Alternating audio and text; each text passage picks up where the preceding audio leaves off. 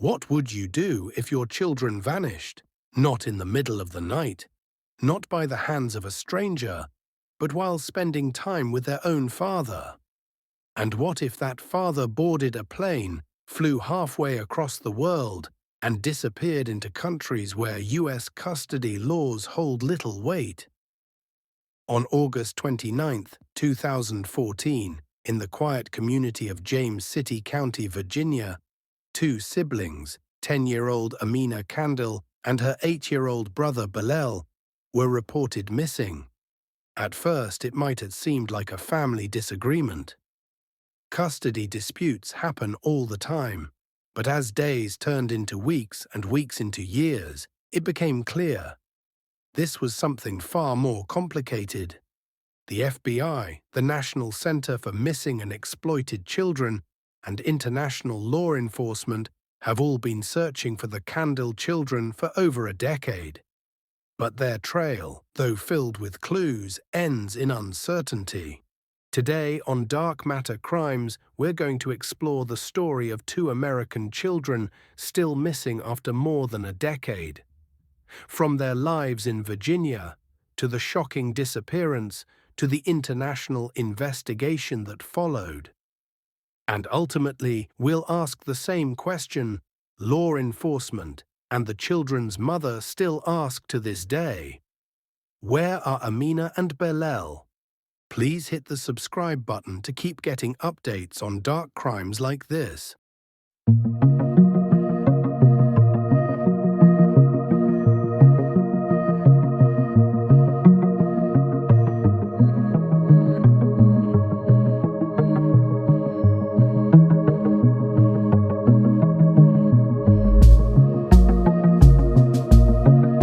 Amina and Belel were described as bright, active, and full of promise.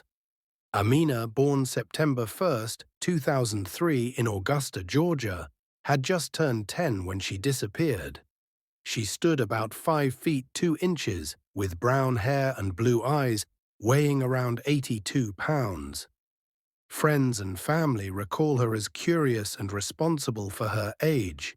She was often seen reading, eager to learn new things. Belel, born January 4, 2006, was only 8 years old at the time. Blonde hair, blue eyes, around 4 feet 5 inches and 55 pounds. Described as energetic, adventurous, and with the kind of laugh that filled a room. The siblings lived with their mother in Virginia. Their parents had divorced, and custody arrangements, though in place, were not without tension. The father, Ahmed Abdallah Taha Kandil, was an educated man, a naturalized U.S. citizen with dual Egyptian citizenship. Ahmed had worked as an engineer. He had strong ties abroad, especially to Egypt, where his extended family lived. Family court gave both parents access to the children. On paper, the arrangement looked balanced. But beneath the surface, disagreements brewed. Ahmed's former wife later described him as a survivalist, a man who kept camping gear and spoke of alternative lifestyles, always prepared to live off the grid if needed. These details would become chilling in hindsight, because they suggested that Ahmed was capable of making his children disappear, not only physically, but legally and socially, into entirely new identities.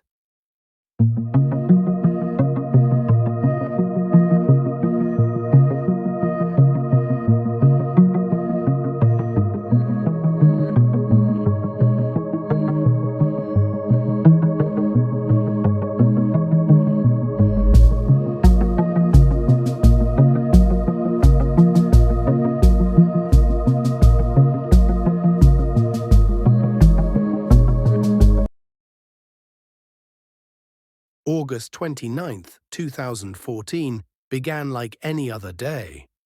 Ahmed told the children's mother that he was taking Amina and Belel to visit their aunt. It was a routine explanation. Nothing unusual, nothing to raise alarm. But Ahmed never brought the children back. By the next day, August 30th, 2014, authorities confirmed that Ahmed, Amina and Belel had boarded a flight out of John F. Kennedy International Airport in New York. The destination: Borispil, Ukraine. From there, another connection to Ataturk Airport in Istanbul, Turkey. At first glance, it was a trail that seemed traceable. Airline manifests, passport records, ticket purchases, all of it painted a clear picture. Ahmed had planned this in advance. But what was his plan? The FBI and James City County Police quickly realized this wasn't just a violation of a custody agreement. It was international parental kidnapping, a federal crime. A warrant was issued for Ahmed's arrest. Still, the bigger challenge remained. Once a parent takes children overseas, American custody laws hold very little power.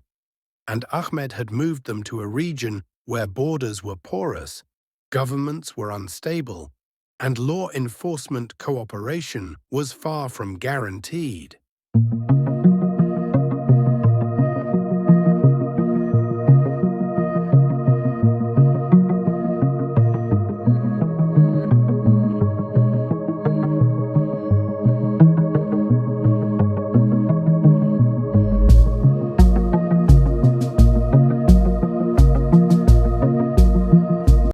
Once the children were reported missing, the FBI Norfolk Field Office took the lead, working alongside local police and the National Center for Missing and Exploited Children. The first major clue: Amina's iPad. Investigators traced online activity from the device to the Hatay province of Turkey, a region bordering Syria. This detail alarmed authorities. In 2014, Syria was in the midst of violent conflict. ISIS was gaining ground, and Hatay was a known crossing point for foreign fighters and refugees. The idea that 2 American children were taken so close to a war zone added urgency and fear to the investigation. In 2016, another development surfaced. Ahmed applied for an Egyptian ID card, listing his parents' residence in Giza, Egypt. This suggested he had successfully re-established himself in Egypt, a country where his citizenship shielded him from U.S. custody laws. But despite these leads, Ahmed, Amina, and Belel remained out of reach. Egypt, unlike the United States, does not recognize parental abduction in the same way. For Egyptian law, Ahmed was simply a father with his children. The FBI has kept the case open. They've issued posters, worked with Interpol, and even offered public appeals. Yet, after the initial iPad ping and the ID application, the trail grows cold. Friends, it has been exactly 9 years today that I last saw my children, Amina and Belel Kandil, before they were taken to Turkey and now possibly to Egypt. I don't know if my children are alive. Belel and Amina, I love you very, very much. Please help me by signing the petition on change.org that appeals to the government of Turkey and Egypt to please work with the authorities here in the United States to help me find my children. Your support is very much appreciated. All your well wishes, your compassion that you've shown. Please sign the petition. Law enforcement and the public have debated multiple theories about what happened after 2014. Theory 1: life in Egypt. The strongest evidence points here. Ahmed's Egyptian citizenship, his family's residence in Giza, and the ID application all suggest he may have taken the children to live in Egypt under assumed or modified identities. Theory 2: extended stay in Turkey. The iPad activity placed them in Hatay province. Could they have remained there, or perhaps crossed briefly into Syria? This possibility unsettled many, given the violence in the region at the time. Theory 3: a permanent disappearance. Some investigators fear Ahmed planned not just to abduct, but to erase. By cutting ties, avoiding digital footprints, and blending into communities where Westerners attract little notice, he may have succeeded in vanishing the children completely from official records.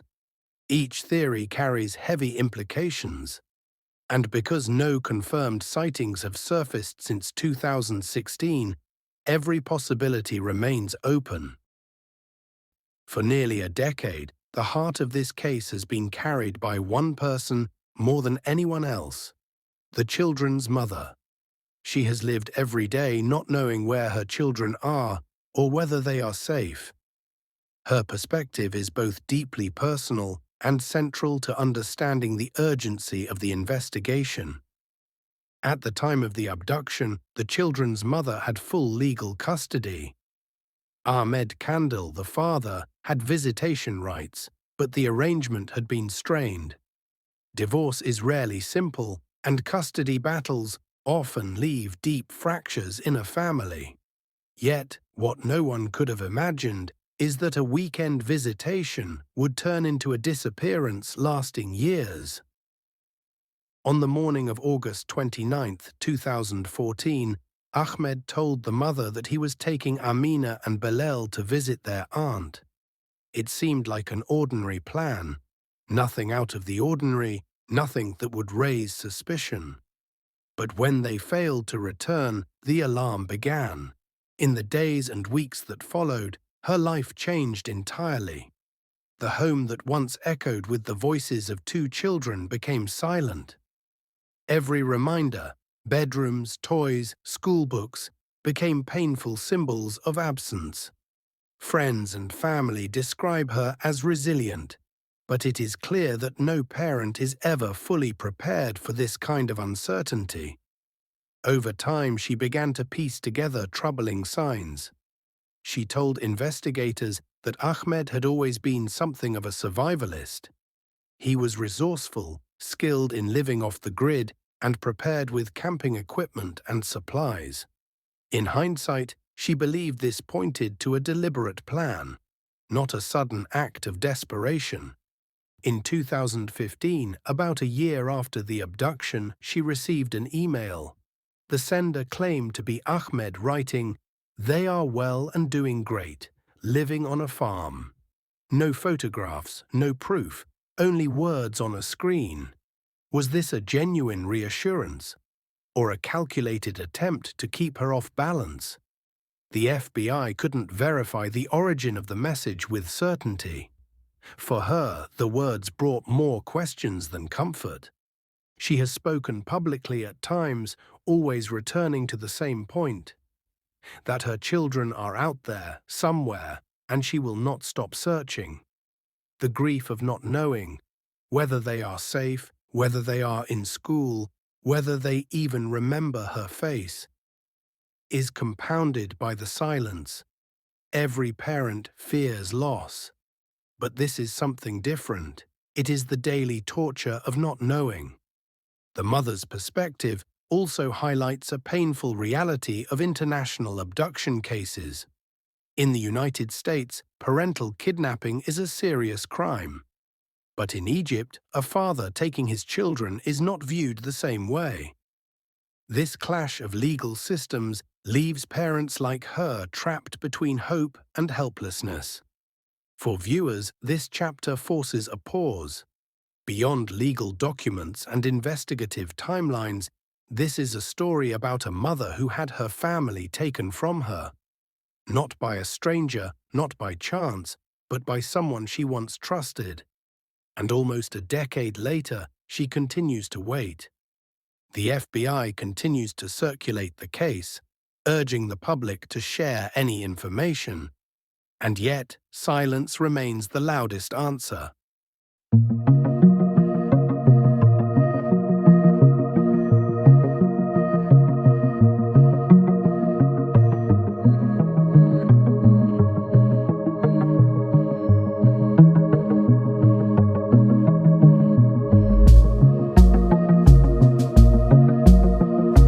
Despite all the leads gathered on this case, the trail has gone cold.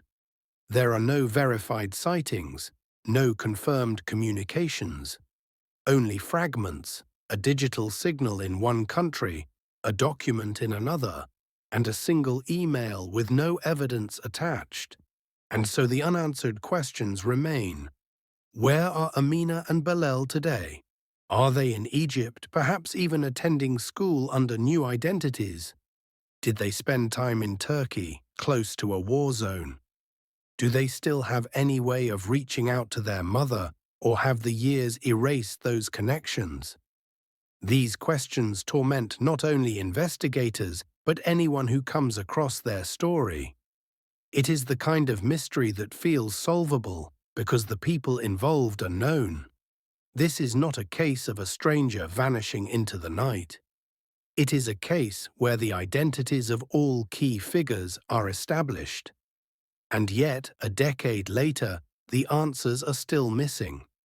The current status is officially unresolved. A federal warrant remains for Belel Kandil on charges of international parental kidnapping. Amina and Belel are listed on the FBI's website as missing persons.